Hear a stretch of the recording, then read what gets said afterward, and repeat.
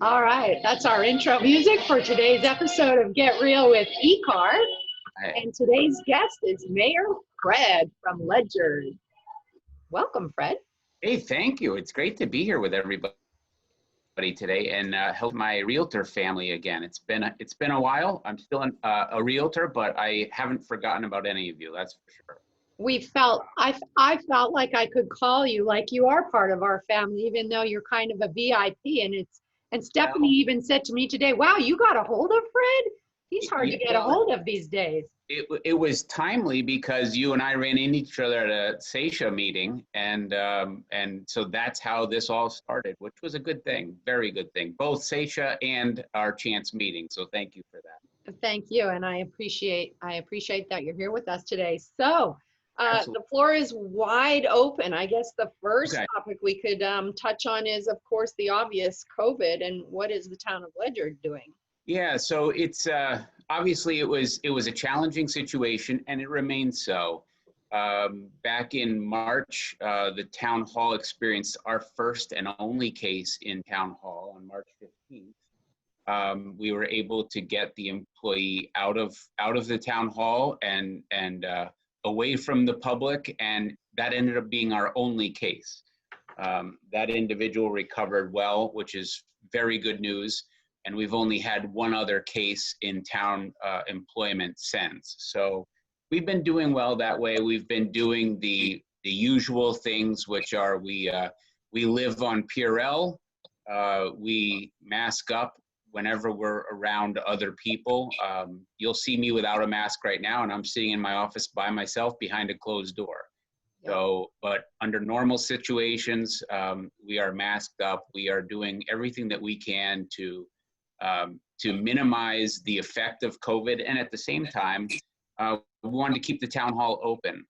So we did close the town hall initially, and then I believe it was June 1st, we went back to being fully open for the public, because I thought it was very important that the public still have access for land records and recordings and title searches and marriage certificates and of course paying taxes.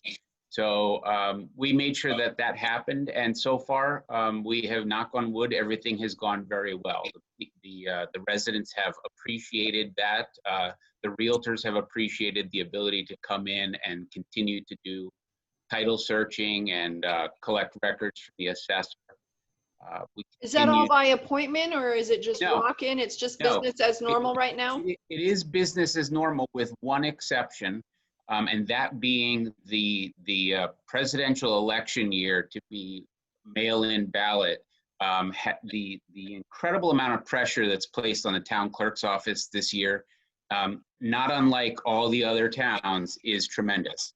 So what we have recently done, which will end after the election week, is that the town clerk's office is open to the public from 7:30 a.m. till 2 p.m. But from 2 to 5:30 p.m., it's closed just so they can open the exterior envelopes of mail-in ballots and still processing absentee ballot applications. So there are still applications that are coming in that are being mixed with the ballots themselves. So that's a very busy time for them. Wow. So if the realtors can bear with us by the first week of November, we'll be through that. And I won't say life will return to normal, because it's still not going to return to normal at that point. But That's a good point you make, though, because in our realtor world, we're using the town halls to do all this stuff, and you guys are going to be jammed that first week of November. So thank you for that heads up. Yeah. Absolutely. And it's, we also had, when COVID first hit, we got a secure, heavy duty secure lockbox, and we placed it outside the town hall. It's actually fastened to the concrete. And so attorneys have understood now that they can call in advance if they don't want to come in. So there are some people that don't really want to be in here. And I get that. Some people have underlying health concerns that they're aware of, and they want to be extra careful, and I totally appreciate that. So what they're doing now is that the attorney, let's say they have a closing, they could actually call in advance to determine the exact dollar cost of their recordings and releases and whatnot. And then they could drop their closing paperwork with the payment for a closing into the secure Dropbox, and the town clerk will process it almost immediately and send them an electronic receipt of the same. Oh, wow. So, So it's they been do or helpful. don't have to wait outside for that because it goes electronic. Yep. Yeah, if they're not comfortable coming in, because the public is coming and going from this building, but if somebody was not comfortable coming in to record, they do have that option, and we're keeping that option for now. So I think that's a positive thing in terms of service. We want to still provide the service. It's really critical. Well, that sounds good. Yeah, we've spiked up to 93 cases of confirmed COVID in town, which is pretty high for a town of just under 15,000 people. So we are monitoring it because the numbers continue to climb. So we have to be mindful of that, and we have to be ready to be flexible so that if the numbers grow higher than we'd like, then we may have to go back to restricting the public. But we're going to try to do our best and continue to provide service. So you're in phase 3 right now? You're going forward? Yeah, we are. And the governor gave the municipal CEOs the opportunity to roll back to phase 2. I didn't feel it was warranted in Ledyard. I mean, we're a small town. We don't have a lot of the services that were impacted by going from phase 2 to phase 3. We don't really have a lot of that. So I was comfortable sticking to the governor's plan. I think he's done a good job with that so far. And yeah, I do too. We'll stick to it. Okay. Do you attribute the spike in cases to school, or any one thing in particular, the opening of restaurants? I mean, is there anything that you're? No, I was looking. I contacted Ledgelight, who is our health district, and I contacted them because I was curious to know if there was a common theme associated with the cases too. In their conducting their research, what they found was that in fact, there isn't really, like I was concerned about an employer. Let's say there's one specific employment center. Are a lot of cases coming from there? Right. But in fact, what they found is just the opposite, that they're coming from all over. And the best thing that they could attribute it to is that Ledyard households are quite often 4 and 5 people. So once one person gets it, 4 or 5 people have it because it's so highly contagious. Yeah. As opposed to higher density housing units where you might have one person that lives in a 1-bedroom apartment, or a couple that lives in a 1-bedroom or even a 2-bedroom apartment. So I think that's all we can really attribute it to. And we have, of course, seen that once one gets it, the entire household has it. That's interesting. So that's what seems to be driving our numbers. Oh. Yeah. In terms of the schools, I mean, the numbers are pretty low. Brown University did a study recently of tens of thousands of kids, and the numbers are still extremely low with school-age children from 5 to 18. So, but good. Yeah, we're still seeing a couple cases, and there are a couple cases in each of the schools at this point. Teachers? I have not heard so far that staff has had it. So far, it's been students. Okay. What about the elderly? We have had a couple. I'm not going to call them elderly. That we had 2 cases that unfortunately didn't survive, and I'm not going to say they're elderly. So please know that, because they were both in their mid-60s. Okay. We have one pending case right now. It is an individual that is deceased recently in their 90s, and there is this person was sick prior to passing, so they are going to be looking at that to see if this individual did have it as well. Okay. So, Um, and then the last big thing about COVID right now is that Ledgelight is doing a drive-through COVID testing site at the Ledyard Middle School. That's actually this Saturday. So this Saturday from, I think it's 1860 Route 12 is the physical address. So you'd enter from Route 12 and then you'd exit onto Route 214. That's from 10 a.m. to 2 p.m. on Saturday. And that's just a drive up. So you drive up, you stay in your car. You're going to, I don't know if it's you swab your own nose or they swab you, but whatever, that will be happening. There, you don't have to have any symptoms. You don't you have to don't have have to have those conditions like you're no, traveling or you're going to have no, some medical procedure. no. If Nothing you at all. feel like you want to be tested, you can be tested. There is That's no terrific. cost. There is no insurance needed, and it does Wow. for all age groups. So from the youngest to the oldest. So if people are interested, you are more than welcome to come to the Ledyard Middle School on Saturday, and they will have you tested. That is not the case in my town. That is great news. You guys jump in anytime. It's a small group, so jump in, but I would like to hear from you. Oh yeah, Catherine's asking, do you have to be Yep. a resident? Do you have to prove that you're a Ledyard resident? You do not. It is open for everybody. So Okay. resident or not, feel free to come down and by all means get tested. Thank you, I Fred. have to say, I'm in another area, but I work all over the state, so I'm involved in ECAR.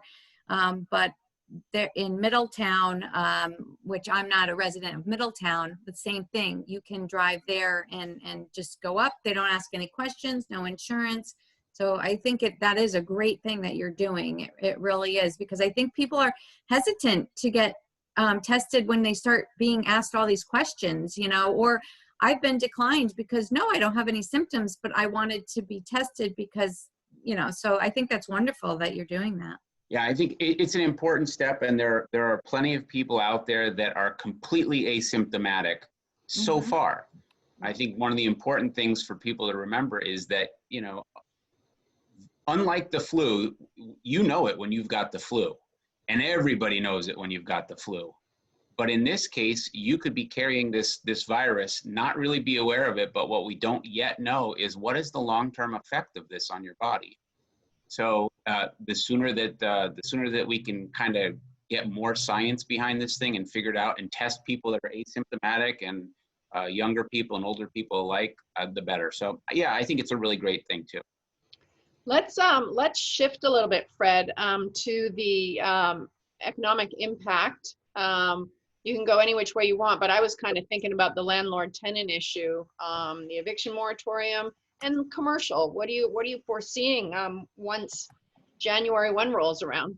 Yeah, it is a very difficult situation, and I was not in favor of the governor's moratorium on evictions and non-payment of rent. And an example that I shared with my town council was, I said, let's take a younger couple who buys a 2 or 3 family property. They occupy one of the units, and what makes everything work is those 2 rents that they receive. And all of a sudden, those 2 rents that they receive stop flowing. That could change their life equally badly as those that are not paying the rent. The other issue, of course, is, and it's changed now, but the other issue is that there were a number of people that were in fact collecting substantial amounts of money during times that they were not employed. So they probably had the ability to pay the rent and maybe chose not to. And of course, that's not with all cases. There are plenty of people that did the right thing. So I am concerned about it. I am still concerned. I know that at the SACHA meeting, we spoke about potentially a landslide of either evictions and or foreclosures. Some people don't agree with that. I'm still cautious. I'm still concerned about that that very well could happen. And any of you that have dealt with rentals before know that once a tenant gets 2 or 3 months behind, the ability for them to catch up is almost impossible. Right. So for some of these tenants that maybe haven't paid July, August, September rent type of thing, it's a really deep hole to dig out of. So I have concern for that. And then, of course, the other concern is that, the casino jobs have gone down. We have a good bit of casino employment in Ledyard. The casino jobs have gone down. I don't know when they're coming back. We did tour Foxwoods before they reopened, and I was really impressed with what the Mashantucket tribe was able to do in terms of safety measures and precautions, and I know the Mohegans did as well. But despite that, there's only so much you can do to get people to feel comfortable coming back.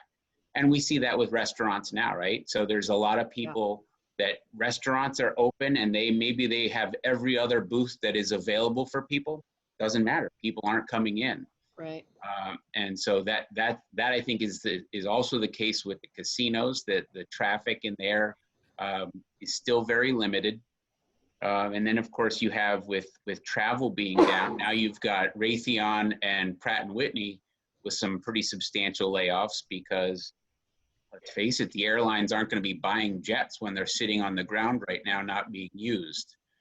So that's going to have another impact on our the state's economy and to an extent our local economy. It's good. Do you have the opportunity to have like group meetings with mayors and the governor and try to figure out what to anticipate in January? So we have our Council of Governments. We have our Council of Governments meetings, which we have every other week right now, basically just for coronavirus issues. And then once a month, we have the regular Council of Governments. So that's the 21 towns in the regional COG.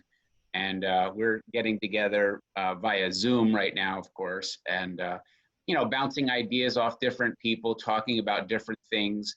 I did have a chance to meet with the governor a week or 10 days ago and the lieutenant governor and had a bit of a conversation about what things look like come January. And they were hedging a good bit on that, but I expressed my concerns nonetheless. So we're going to see. Time will tell, certainly. Wasn't something in the day, was it just this morning that they were talking about the rainy day fund being used and the opposition to that, although this was a good example of something that might need a rainy day fund? It appears that they're going to have a $3 to $5 billion budget hole to fill in this upcoming budget cycle. So it's a huge amount of money. We faced reductions to municipal aid last year. We are likely going to see much more substantial decreases in municipal funding this year, and it has to happen. I mean, there's only so much that the rainy day fund can patch. We're basically trying to patch the hole of the Titanic with a pack of bubble gum. It's not going to happen. So they're going to have to go ahead. Is property taxes going to be the bigger piece of bubble gum? Well, I sure hope not. Last year, we were able to deliver a tax reduction, which was really great news. Really? We reduced our mill rate last year. We're at 34.97 mills right now. It's still pretty high as southeastern Connecticut goes, but we also recognize that unlike some of our neighbors in nearby towns, we don't have the commercial tax base that many of the others have. So we have been cautious with spending. We have we've found efficiencies wherever I can in terms of job responsibilities and minimize that. But we're an extremely lean operation at this point. So I don't know if we could deliver that again. Right. I know what you mean. I've been spending the last 3-4 years cutting down, trimming stuff, and I feel like I'm at that same place, but I don't have the same concerns as you, so I feel for you. I'd like to open it up, Jack or Andrea or Kathy. I'm glad you're on the call, but some of the realtors, Jack, I know you had something you wanted to bring up, right? Yes. In regards to the town halls, I find that um, and the governor's and the CDC's warning about social distancing. That 6 foot is really impacting us. Wallentown with a very small town hall, that 6 feet is just almost impossible to have any kind of indoor meetings. And that's going to impact us significantly. Despite the fact that we could go to phase 3, it's a social, that 6 foot distancing is significant. That's something that really is going to impact us. But so that in Voluntown, it's limited to be able to search records. The clerk has helped a little bit, but as you said, Fred, they have a lot of work to do in addition to that. And some of the title searching that the attorneys have trying to do, for instance, in Griswold, they tell me that only on Fridays, for a certain amount of time, one person can come in at a time, and that's scheduling only 1 day a week to do a title search. So that has put our closing capabilities in a real stretch. So those are just comments to make. Yeah, and so to that, Jack, we are experiencing a very similar situation, and we've had a number of residents that have expressed frustration with, why can't you have a town council meeting live? And the issue that we have is that we would be stretched to actually social distance the town councilors and the executive assistant and myself alone. But what we just don't know is, you don't know what kind of turnout you're going to have for a public meeting. So we could plan for say 3 people, and if 10 people show up, we have to cancel the meeting. And that's, I would think that would be more frustrating for people than just going online. And we've been successful. We use the WebEx platform. It has been working well for us. It's still not the same. The synergy that you get from having live meetings is definitely impacted by the online platforms, but it's what we have to do. We did have a number of committees and commissions. We have 32 committees, commissions, and boards in Ledger, which is a ton. Wow, that is a ton. I suddenly feel better. Oh my gosh, and it's a ton when you talk about night meetings too. So, but with the good weather and a number of pavilions available in town, we had some committees, commissions, and boards meeting in these open air pavilions. So they were able to get some live meetings in. Now, that being said, that's probably going to change very quickly with the weather. With the weather, you're right. Yeah. Yep. So as it gets colder, I don't suspect a lot of people are going to want to stand outside and turn into human popsicles as they try to have a public meeting. The other point I had, Fred, is with the anticipated substantial decrease in state aid, and reflecting on last year, the state has come out, the governor has come out several times and stated that what towns need to do is try to look to see what areas that they could overlap on and share the costs on. Right. Yeah. So a regional approach. Regional, right? Can you speak to that a little bit? That's what you guys are doing. Yeah, I support a good level of regionalization. I think that, and let's see, you can't see it right now, but on my wall in my office, there is a phrase, and it says, the most dangerous phrase in our language is, we've always done it this way. And that is so very true. And of course, coming from the private sector into government, I came in like, okay, let's go. Let's make this happen. Let's change this. Let's change that. And I quickly realized it has a lot of avenues to go through, and a lot of other people need to approve it. So I understood that the governmental wheels, the cogs, move a lot slower than I'd like, but I was able to push them and get them moving a little bit faster. So some of the regional things, we did a study just on the town level for regional opportunities. And we looked at a number of various things. And this goes from tax assessing to tax collecting to building officials to town clerk functions. And we look at a number of things to say, okay, can we provide that service for an adjacent town? So, you know, Ledyard's considered a mid-sized town, right? So small town would be Preston, Basra. Those are small towns. Ledyard at almost 15,000 is a medium-sized town. We're probably better suited and capable to provide that service to a smaller town than vice versa. Right. I looked at one which was animal control a while ago, and I communicated with a couple adjacent towns, and I found one that said, yeah, we could handle animal control for the town of Ledyard. So I got right down to the brass tacks and determined how much the town of Ledyard spends annually on animal control, and it was about $84,000 and change. So not bad.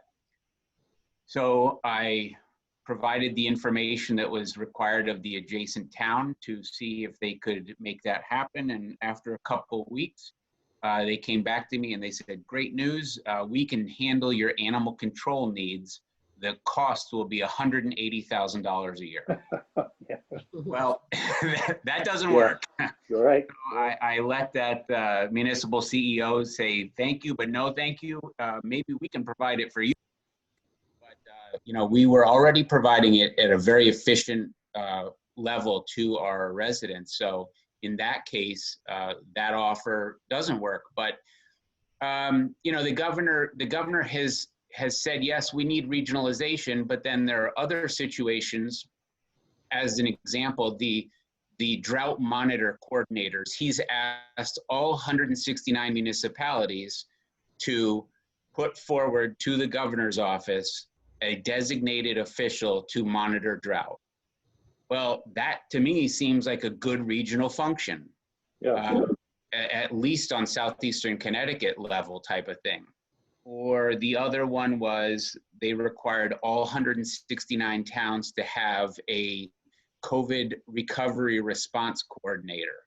Again, I think that's a regional opportunity and that may have been missed. So instead of having 169 people at the table, all coming in with 169 tidbits of information being fed into the governor's office, why don't we centralize that a little bit better? And I think it'll make it easier for the state too. So I think, you know, Connecticut's one of very few states at this point that doesn't have effective county government. We had it until what, 1954 or something? And then we went away. We went to what's called home rule. And so now you have 169 ways to do business.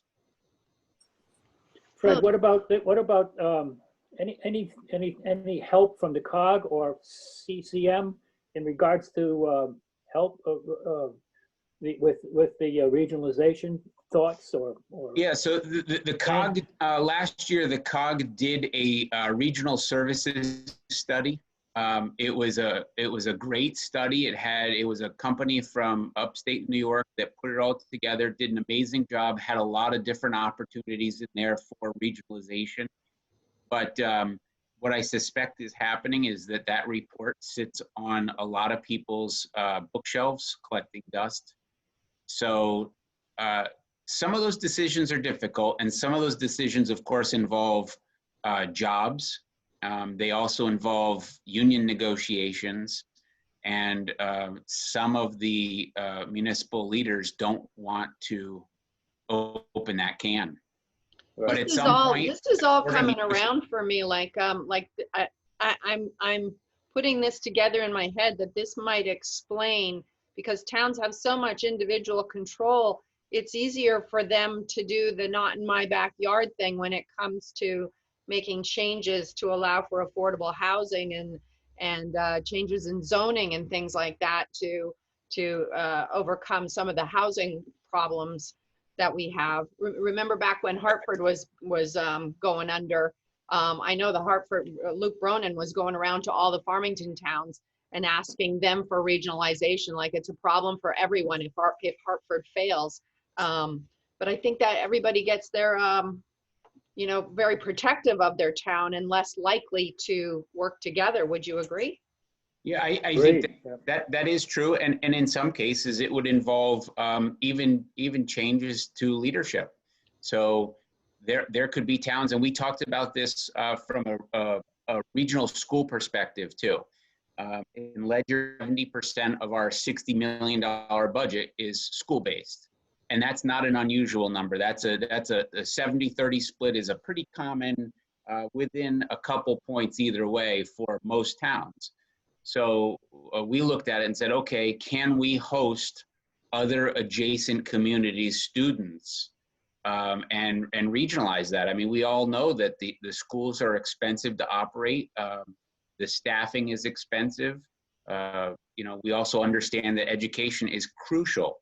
So could we provide it for other towns? And you know, a great example is when you look at what NFA can provide versus, let's say, Preston, for the kids that don't go to Preston, don't go to NFA. You know, you have one that probably offers a dozen languages, if not more, and some really amazing programs. And then the small districts, they just can't. They can't do it. So they can't offer 12 languages and have 2 kids to a class. So there are definite advantages to regionalizing some level of the schools, you know, to help those kids get the best education that they can.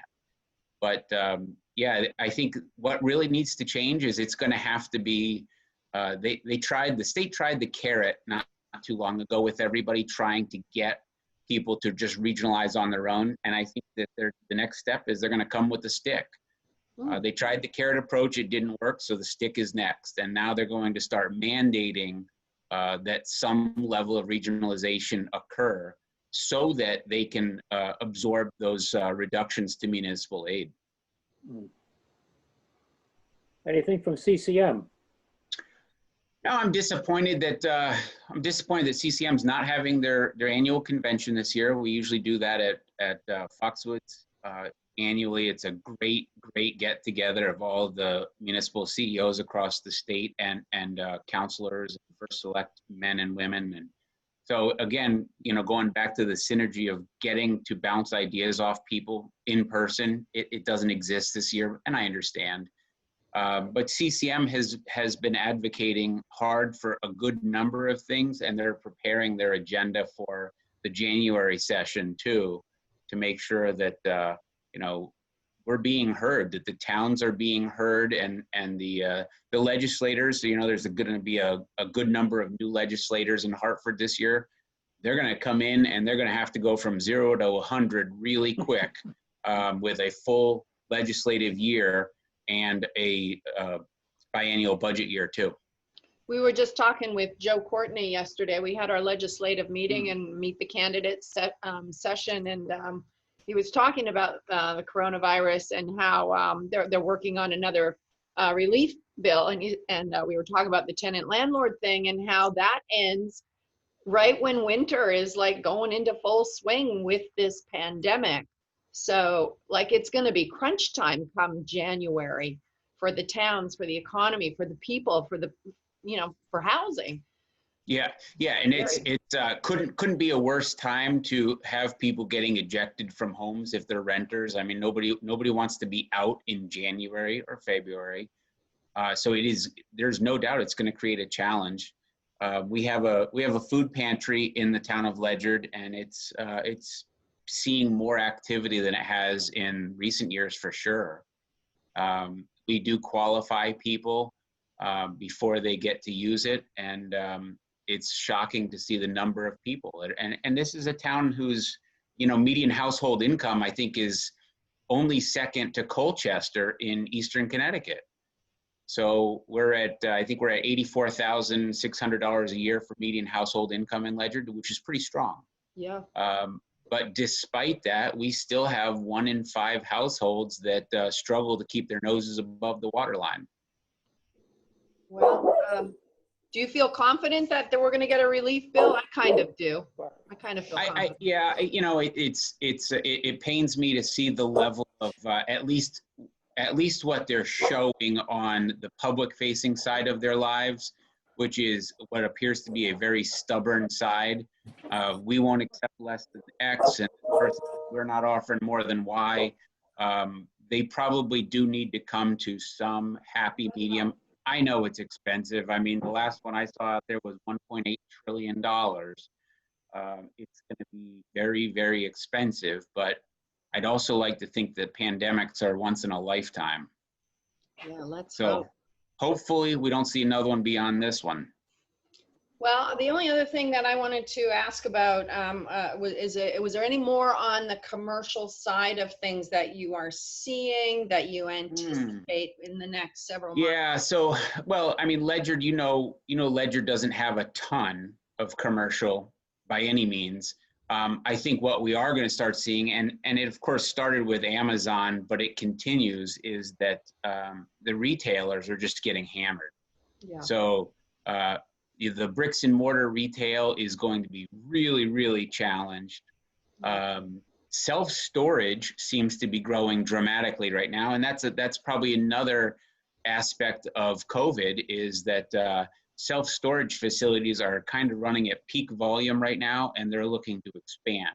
So one little glimmer of the commercial industrial world right now is that you know, there are warehouses that are being converted into climate-controlled self-storage, recognizing that if people lose their housing and maybe they have to go from a house to an apartment and they can't take everything with them, they can place stuff in storage. But yeah, I'm hugely concerned for retailers. We have the vice president of Hasbro Toys, the marketing vice president, lives in Ledyard. And Hasbro, of course, is in Providence. And they are strongly considering selling their building in Providence and just leasing back 1 or 2 floors, because they've found that since COVID, people are working from home very effectively. So the need for that Class A office may not exist anymore, especially when you're talking tens of thousands of square feet. So I think that, you know, some of the cities are going to see more of that outflow of the major companies that have, you know, their name is the marquee name on the top of that building. They won't need it anymore. Yeah. What about, I just had a physical and I noticed that my doctor's office, they're in the same building, but they just downsized to a smaller unit. So what about, you know, like the accountants and doctors and like small business offices? Yeah, the office space that seems to be going anywhere right now is 1,000 to 1,500 square footers. These are smaller spaces. They're very affordable. Telehealth is probably playing a role in that too.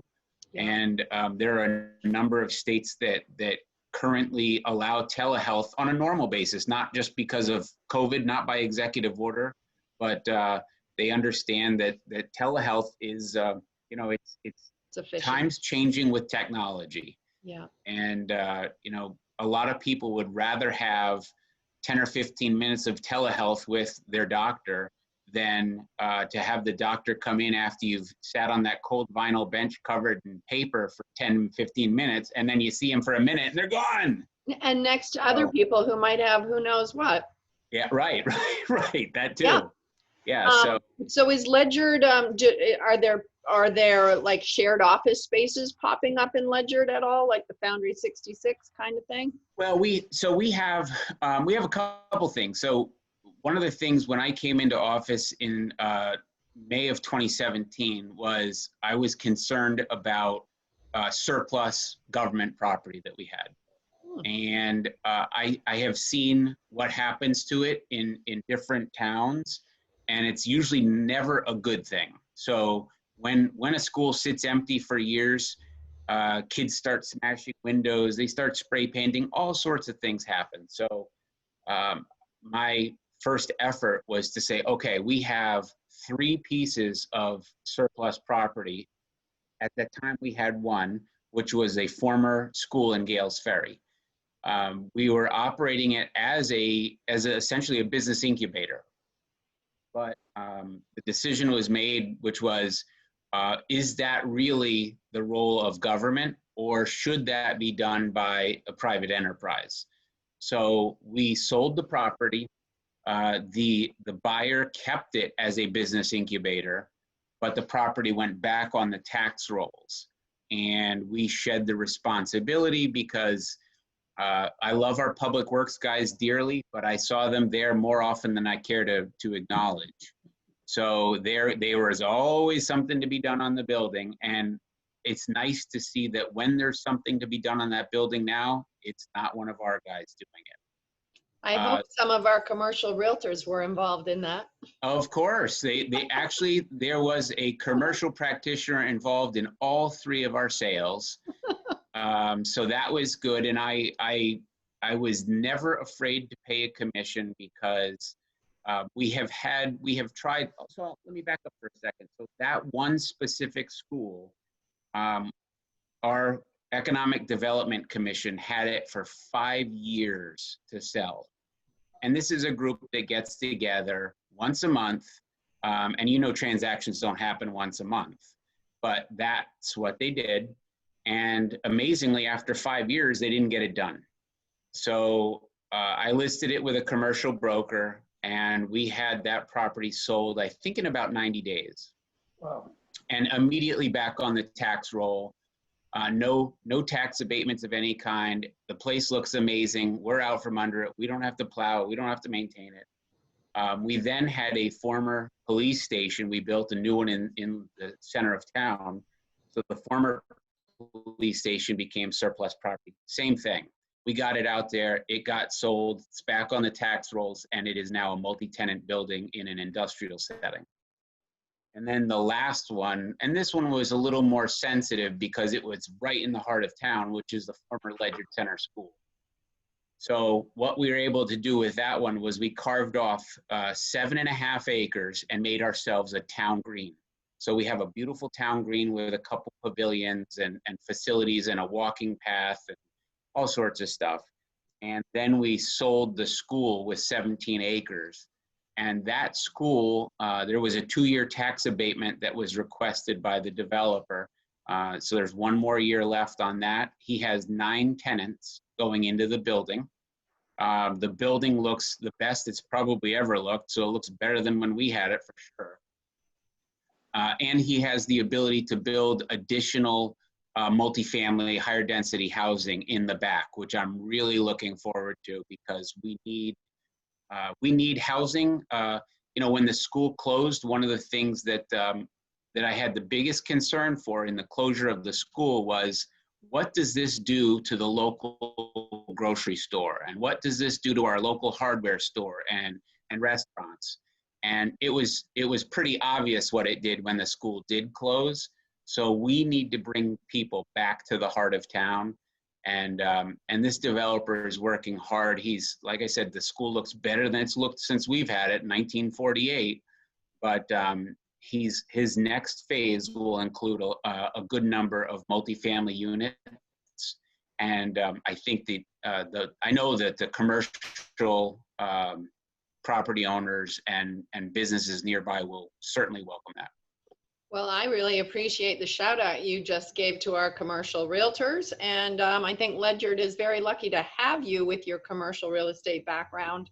That's great. And it sounds like you're doing an amazing job in Ledyard. You just brought up one thing for me that I want to give back to you. And that is that the National Association of Realtors through ECAR offers placemaking grants. So when you said, what was it, a park went in there, or no, a walking path. So NAR puts out placemaking grants every year. So if you ever have anything, a new project like that you need money for, hit me up, because $1,500 to I think up to $5,000 for parklets, dog parks, paths, lighting, things like that. As long as it's a new project, let me know. Absolutely, yeah. That was the 7 acres that was peeled off. There's more to be done there, but I would absolutely consider that going forward. Okay. Does anyone else have any other questions for Mayor Fred? I'm so thankful that you came on board today. Thank you. They're happy to be here. Question. Andrea. So, hi. Hi. Quick question with Foxwoods. I know you said you walked through, they're doing an amazing job maintaining it, and I'll stay away. But if in fact the business doesn't come back, has there been any conversation like what to do with, I mean, there's a lot of square footage, a lot of land there that can benefit us in any way, or? That's a good question. So there's a lot of space in there. You know, the Tanger outlets, I don't really know how they're doing. I mean, Tanger is publicly traded, so we could probably see better how they're doing. The Mashantuckets keep their cards pretty close to their vest, so they don't say a whole lot in terms of how things are going. I've been by there several times just to gauge, you know, based on traffic as to how things are going and how much of the casino is open. And it is pretty limited still. So I think, you know, one of the profound impacts is going to be that both the casinos through the Mohegan Pequot Fund put in 25% of the slot revenue annually. And that number is going to plummet this year. So in an average year, I would say they were probably contributing to the state $220 to $240 million. I'll be shocked if it's a third of that this year. So the impact is going to be huge. I feel for the Mashantuckets because they've got their hands full right now. Nobody saw this coming, of course, and the Mohegans as well. And so, yeah, we did the walkthrough, and I was very impressed to see what they've done to create social distancing and levels of cleanliness and sterilization. But despite those efforts, it still comes down to the person. And if the person is not comfortable, they're not going to go. Right. And I think we're seeing that to an extent there right now. And I don't know when that's going to change. I don't know if you saw on Good Morning America this morning, but they did a little segment on the airlines and some advanced testing they did with the air quality and the difference if you're wearing it. They had like a dummy with a mask, and somehow they were able to like get breath through it. The difference between not wearing a mask and wearing a mask, what came through, the transmission was like 0.003% if you wear a mask. That's only when they were sitting. So if you walk around, I don't know if the results would be the same, but that was kind of at least encouraging for the airlines, that as long as you wear a mask, the chances of transmission are a lot lower. Right. Yeah, and I flew, about 2 weeks ago, I guess it was now. I flew to South Carolina. On all 4 flights that I had down and back, I was asked if I wanted to give up my seat for somebody else because they were overbooked. I chose not to give up my seat because I really wanted to be there. So I did, and every single seat on that plane was full. Everyone, the aisles, the windows, you name it, the middle seats, they were all full. Great. And I flew into Charlotte Douglas Airport in Charlotte, North Carolina, and the place was packed. I mean, there were throngs of people in the airport. So air travel, I would say, is busy. The difference, of course, is that, as an example, there were 16 flights daily that would leave Providence for Tampa, and now there's like 4. Yeah. So they still have the route, but they've just cut dramatically the number of flights available, which of course filled all the other planes. Yeah. I felt perfectly comfortable flying and even in the airport, so I wasn't really worried about it. We kept our masks on the whole time. They wanted that, so. Yeah.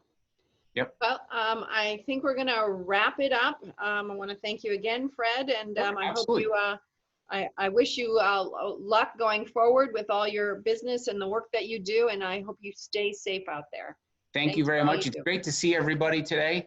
Jack, be well over there. Thank you, Fred. And you. You're quite welcome. Take care, everybody. Bye-bye. Bye. Bye-bye.